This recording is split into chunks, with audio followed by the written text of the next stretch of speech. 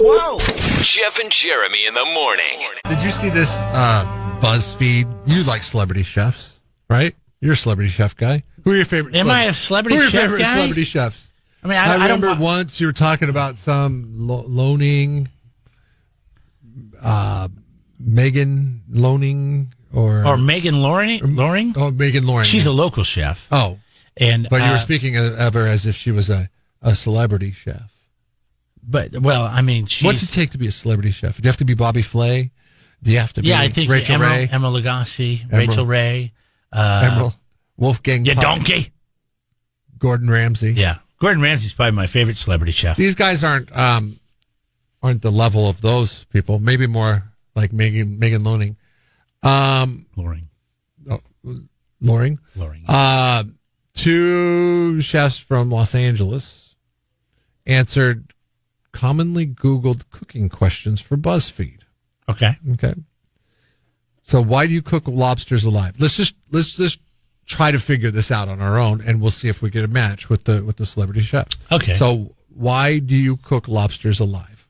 Do you think you know why you cook lobsters alive? I'm going to come up with a guess, but I don't know. Well, I mean, when you get seafood, you want it as fresh as possible, right? So I would think that, shellfish, for example, I mean, even oysters are pretty much alive, even when you eat them raw until you shuck them. So as far as I know, I'm not an expert, but eating lobsters live, I would think it's because if it was a dead lobster, it could go bad. And how long would it be before it goes bad? I had no idea, but I would just guess this shellfish is something you want to eat as fresh as possible. Okay. So that's why it's alive as it goes into the boiling water. I'm going to say that it is because they like to hear it pop and crack and wheeze and scream. Who does? The person boiling it? Yeah. Okay, let's see what the chefs have to say. Okay, let's see here. Why do you cook lobsters alive? We cook lobsters alive because if you cook them dead, they do not taste good, and you want your seafood to be as fresh as possible. You can kill it humanely right before it goes into the water, but you don't want to buy ever dead lobster. Okay. So you can kill it before it goes into humanely. Like, what's the humane way to kill the lobster? Like, what is your probably stab it in the head with a screwdriver. You're right like, to you know its what? brain. I don't want it to, die in a hot tub that gets so hot that he realizes about halfway, hold on a second, this isn't a hot tub. That lobster commercial makes me laugh every time. What lobster commercial? Oh, you haven't seen the one where he's sitting there at the resort and he's talking to the other couple? No. And then all of a sudden the chef comes up and he goes under the water because the chef comes out looking for him. What's it for? I think it's I can't remember now. That's really bad. I guess it's a bad message because it just makes me laugh every time. He's talking to this couple in the hot tub and he's sitting there in the corner and he's got his lobster claws up and he's kind of sitting like his arms are up on the sides. And he's like, yeah, I love this place, man. It's so great. And all of a sudden the chef comes out and he's like, What is... Okay. You want the next one? Okay, yeah, what's the next one? Okay.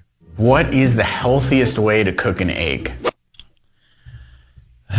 Scramble, probably, right? You're cooking it all the way through. Or maybe hard boil, just as long as it's not runny. See, because I've developed this issue with eggs, mainly yolks. If the egg isn't fully cooked, I don't have the enzyme to break down the protein in the egg, and it gives me bad stomach cramps. Because I don't get the first draft pick on any of these, apparently. You get the first response. Oh, well, you were asking me. Sorry. I will go, since scrambled is taken, I will go hard boiled. Okay. I think any cooking method that would use no additional fat, so you can hard boil it, you can poach it, you can soft boil it. How do you soft boil an egg? Soft boil? Oh, I think that's just where you boil it, but you don't boil it all the way through, so the yolk is still a little bit runny in the middle. That's good.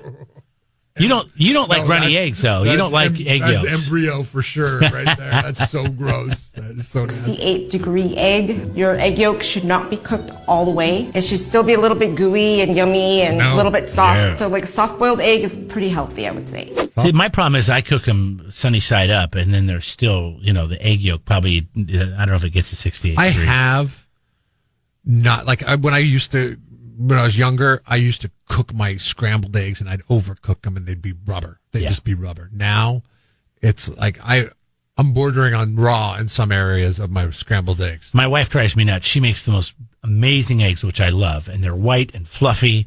And I'm like, how do you do this? And I think she adds a little bit of milk. I think that's pretty common. But whenever I cook them, they never look as good as, and they're never as fluffy as hers. Because you're impatient. You have to cook eggs on low heat. Yeah, I think and you're the right. lowest possible heat, and stand there. It might take you 6 minutes longer to cook them. BFD.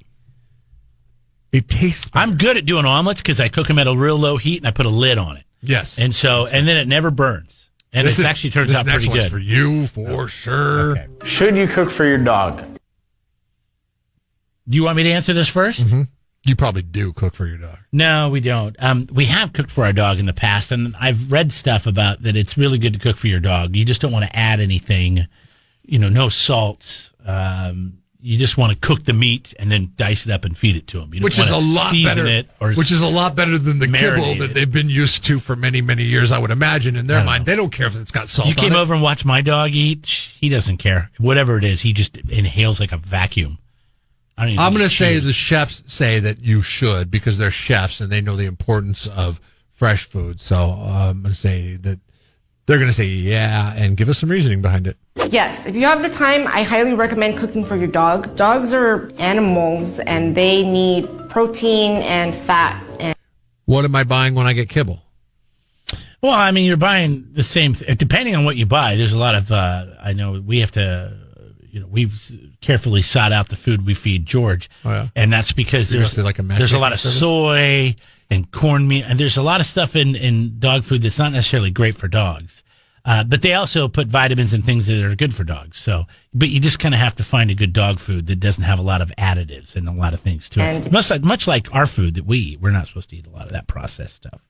You can cook for them. That'll be much better because then you are making sure, just like with human food, that there are no chemicals and preservatives. You can cook for your dog. You don't need to cook for your dog. If you're cooking for your dog, make sure it's cooked well done, that you don't add any salt, that you don't add any oil, that you don't add anything. I hear dogs really like eggs and plain rice. I think that's probably the most commonly cooked meal that I've seen for dogs.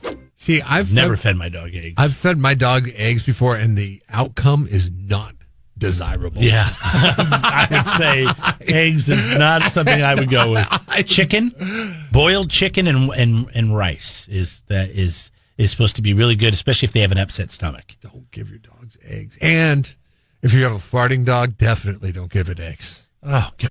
Subscribe to the Jeff and Jeremy podcast now on Apple Podcasts, Spotify, Google, and YouTube. It's your Central Coast commute-friendly podcast.